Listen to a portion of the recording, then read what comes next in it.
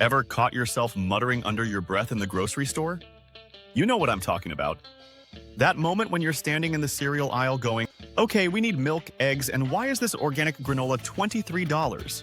Then you look around hoping nobody heard you having a full conversation with yourself like some sort of unhinged breakfast enthusiast. Well, congratulations. You've just participated in one of the most misunderstood behaviors in human psychology.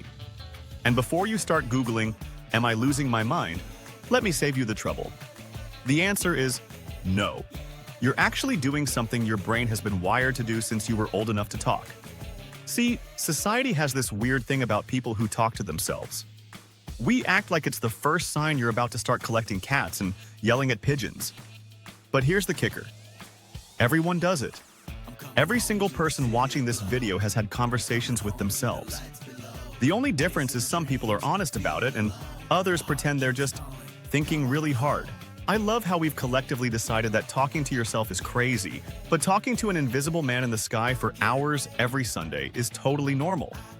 Or how we'll spend 40 minutes explaining our entire life story to a therapist we met 3 weeks ago, but God forbid we give ourselves a little pep talk before a job interview. The truth is, your inner voice isn't just some random mental glitch. It's actually one of the most sophisticated psychological tools you have. Think about it. When was the last time you made an important decision without having some kind of internal debate? When you're trying to figure out whether to text your ex at 2 in the morning, there's usually a whole committee meeting happening in your head. There's the hopeful romantic voice going, maybe this time will be different.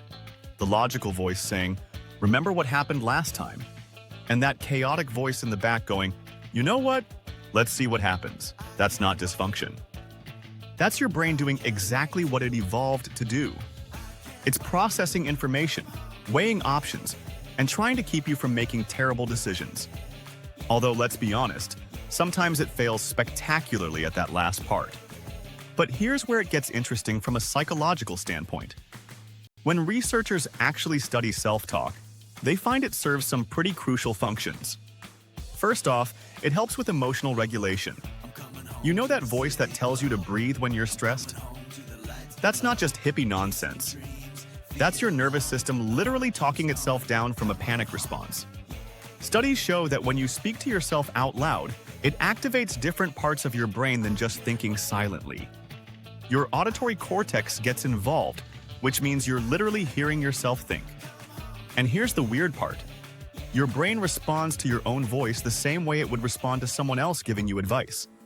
So when you tell yourself you've got this, your brain actually processes it as external encouragement. It's like having a built-in cheerleader, except this one knows all your insecurities and has seen you cry over spilled coffee. The really fascinating part is how self-talk changes throughout your life. As kids, we talk to ourselves constantly. Ever watch a 4-year-old play? They're basically running live commentary on everything they do. Now I'm putting the red block here. The blue block goes on top. Oh no, it fell down. They're not talking to anyone else. They're just processing their world out loud. But somewhere along the way, we learn that talking to yourself is weird. So we push it underground. We internalize it. But the mechanism never goes away. It just gets quieter, more secretive. Like that friend who moved to another city but still texts you every day. Now, I need to pause here for a moment because we should address something important. While most self-talk is completely normal and healthy, if you're experiencing voices that feel completely separate from your own thoughts, that command you to do things, or that feel distressing and uncontrollable, that's different. That could be a sign of something that needs professional attention.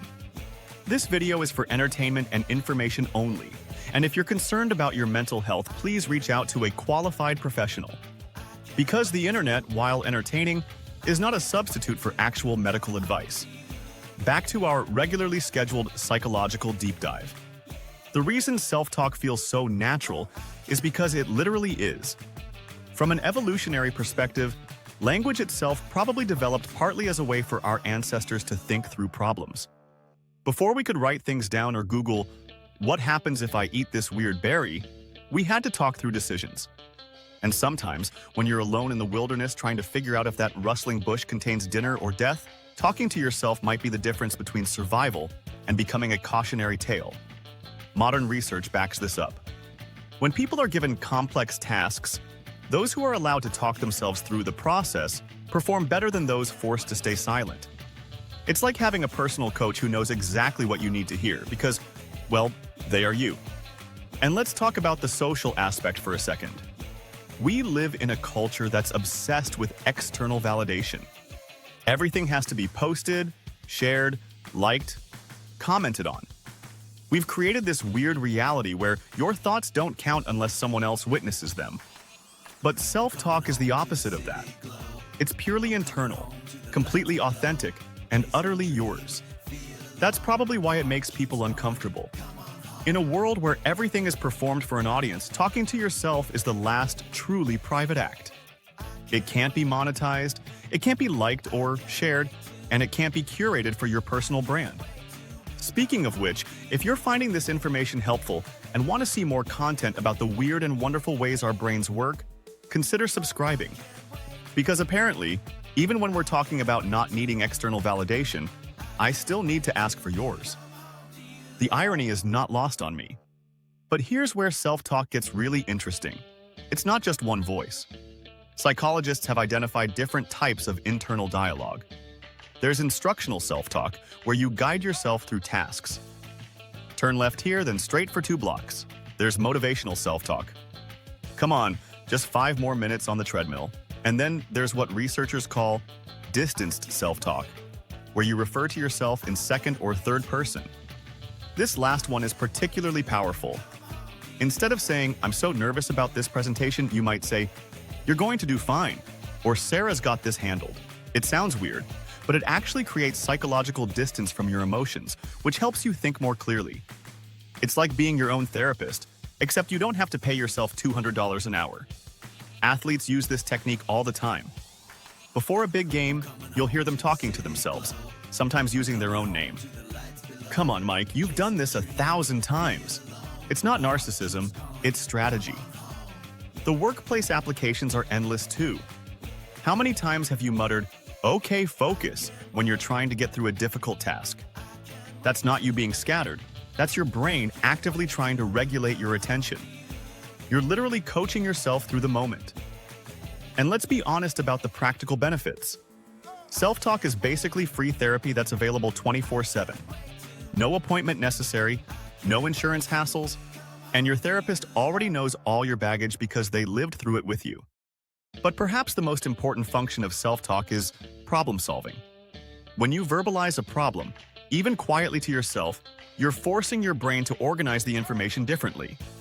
It's the difference between having a jumbled mess of thoughts and laying them out in a logical sequence. You know how they say rubber duck debugging in programming, where you explain your code to a rubber duck to find the bug. Self-talk is like having a rubber duck built into your head, except it occasionally talks back with helpful suggestions. Now, not all self-talk is created equal. There's productive self-talk and destructive self-talk. The productive kind helps you process emotions, solve problems, and motivate yourself. The destructive kind is that harsh inner critic that sounds suspiciously like that one teacher who convinced you that you'd never amount to anything. The key is learning to recognize the difference and, when possible, steering the conversation in a more helpful direction. Instead of, "I'm such an idiot for forgetting that deadline," try, "Okay, I forgot the deadline. What can I do right now to fix this?" Same information, completely different emotional outcome. Research shows that people who engage in positive self-talk have better stress management, improved performance, and even better physical health. It's like having a personal hype person who actually knows what they're talking about because they have access to all your memories and experiences. The funny thing is, we're often kinder to strangers than we are to ourselves in these internal conversations. You'd never tell a friend you're a complete failure because they made one mistake, but somehow it's totally acceptable to say that to yourself. Which is weird when you think about it because you're the one person who's stuck with you for life. Maybe it's time to start treating that relationship with a little more respect. What's particularly interesting is how self-talk varies across cultures. In some societies, talking to yourself is seen as a sign of wisdom or spiritual connection. In others, it's pathologized, but the behavior itself is universal. Every culture has people who talk to themselves. They just have different stories about what it means. And technology is creating new forms of self-talk. How many times have you found yourself talking to Siri or Alexa like they're real people? Alexa, why are you being difficult today? We've basically outsourced some of our self-talk to artificial intelligence, which is either the future of human evolution or the beginning of a very strange new form of loneliness. The bottom line is this: talking to yourself isn't a sign that you're losing your mind. It's a sign that your mind is working exactly as designed. You have this incredibly sophisticated internal processing system that helps you navigate life, solve problems, and regulate emotions. The fact that it sometimes operates out loud doesn't make it broken. It makes it human. So the next time you catch yourself having a conversation with yourself in the mirror, or giving yourself a pep talk before a difficult conversation, or even arguing with yourself about whether you really need that third cup of coffee, remember this: you're not weird. You're not crazy. You're just using one of the most powerful tools your brain has to offer.